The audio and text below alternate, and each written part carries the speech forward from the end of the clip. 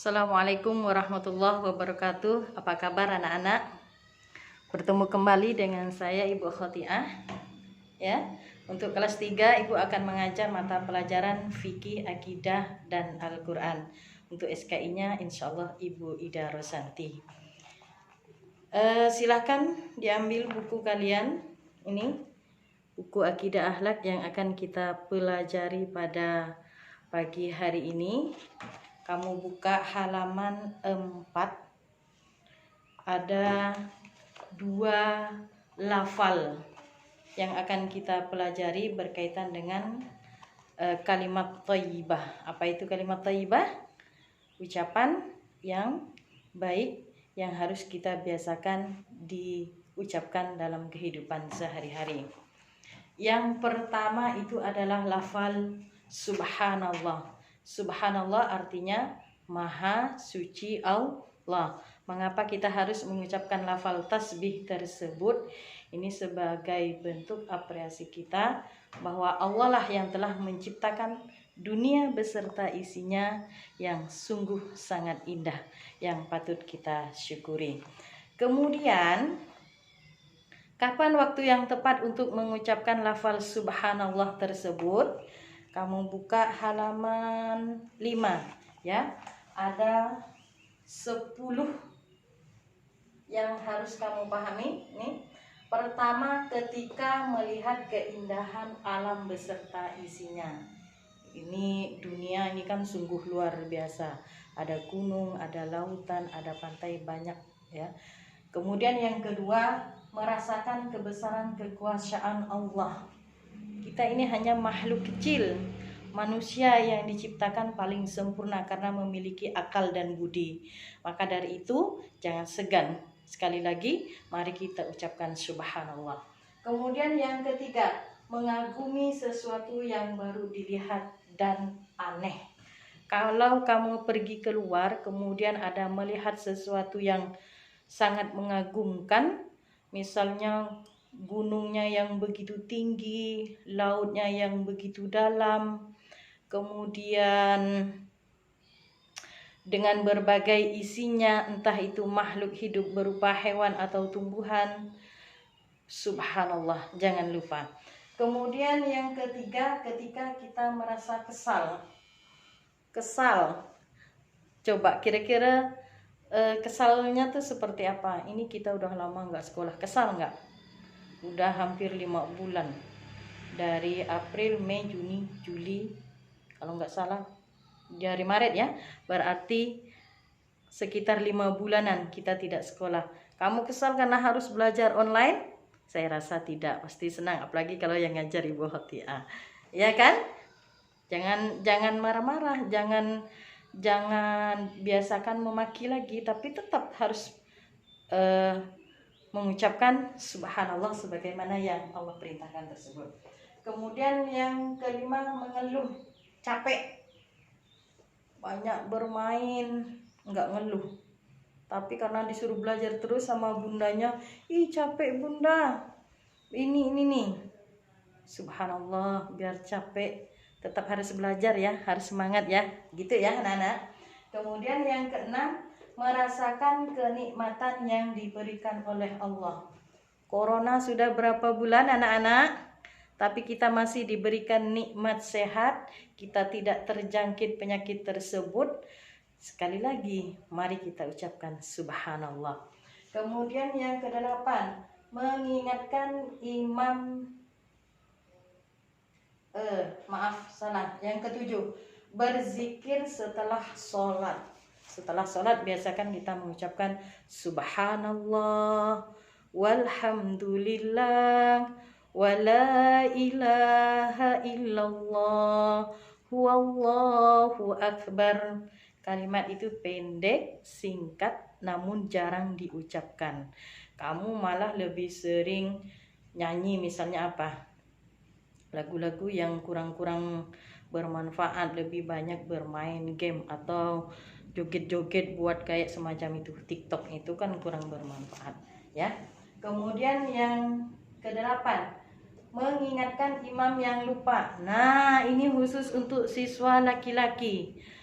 imam yang lupa, misalnya kamu lagi sholat berjamaah di rumah, imamnya ayah lupa melaksanakan jumlah rokaatnya berapa, atau ayah lupa melaksanakan salah satu rukun Islam tersebut, maka kamu sebagai makmum laki-laki mengingatkan imam yang lupa mengucapkan subhanallah. Ayah perempuan mungkin bertanya, kalau perempuan ngapain Bu?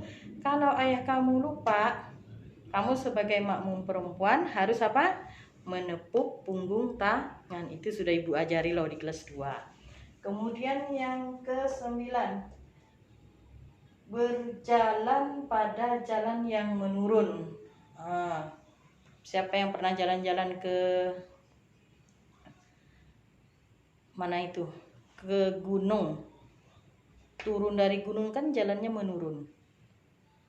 Biasakan ya mengucapkan subhanallah, subhanallah, subhanallah.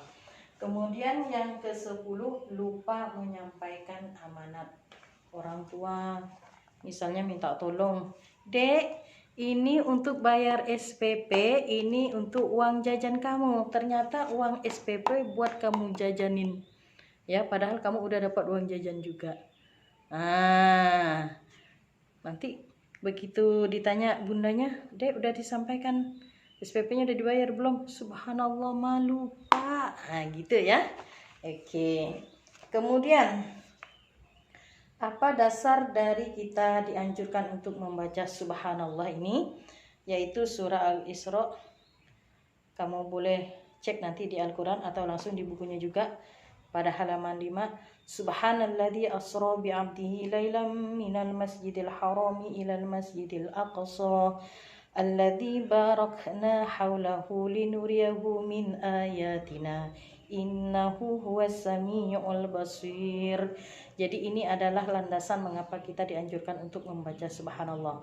Nabi Muhammad ketika melaksanakan perjalanan Isra Mi'rajnya selama 1 malam, padahal itu sesuatu yang mustahil untuk dilakukan, karena biasanya kalau dari Masjidil Aqsa ke Masjidil Haram selama sebulan, ini dilaksanakan semalam. Maka di situ Allah bertasbih dengan mengucapkan subhanallah. Ya, buka selanjutnya halaman 6. Apa hikmah mengucapkan kalimat subhanallah? Yang pertama, mendapat pahala dari Allah. Sudah tentu ya. Yang kedua, membuat kita semakin dekat kepada Allah. Kemudian yang ketiga, kita semakin dicintai oleh Allah. Yang keempat, mempertebal keimanan kita kepada Allah. Dan yang keenam, menjauhkan kita dari perbuatan syirik. Apa itu syirik? Syirik adalah menyekutukan Allah. Oke, anak-anak, selanjutnya kita pada lafal yang kedua. Masya Allah, atas kehendak Allah. Ya. Apa yang kalian ucapkan ketika melihat sesuatu yang di luar perkiraanmu? Misalnya, punya teman yang nakal, perampok yang sangat sadis, atau orang yang sangat pelit. Ucapkanlah Masya Allah. Apa arti dari Masya Allah? Atas kehendak Allah. Jadi kalaupun ada sesuatu yang di luar dugaan kita, ya, di luar jangkauan kita, ucapkanlah dengan mengucapkan Masya Allah. Atau melihat ciptaan Allah yang ada campur tangan manusia, seperti masjid yang indah, kemudian gedung-gedung perkantoran yang tinggi, terus kereta api yang luar biasa, atau hal-hal yang lainnya yang sungguh menakjubkan, maka ucapkanlah Masya Allah. Untuk pembahasan Masya Allah ini tidak terlalu panjang lebar seperti kata subhanallah ya, tetapi keduanya sama-sama mempunyai makna memuji kepada Allah. Oke, paham anak-anak?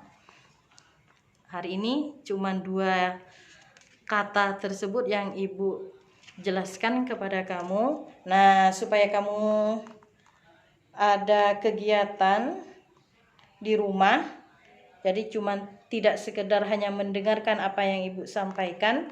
Kalau sekiranya penjelasan Ibu masih kurang luas, kurang lengkap, jangan malas untuk membaca ya. Ibu kasih tugas kamu di halaman 11. Halaman berapa? Halaman 11. Lihat di buku paket halaman 11 bagian A dan B. A dan B kamu kerjakan di buku tulis akidah. Besok kan Jumat tuh, dikumpulkan ke sekolah. Senin nanti diambil. Kemudian kalau hari Senin, Selasa, Rabu, Kamis ada lagi tugas dari Ibu. Nanti hari Jumatnya baru dikumpulkan kembali. Oke, mungkin hanya itu yang dapat Ibu sampaikan pada pagi hari ini. Kurang dan lebihnya mari kita maklumi bersama. Ibu akhiri, Assalamualaikum warahmatullahi wabarakatuh.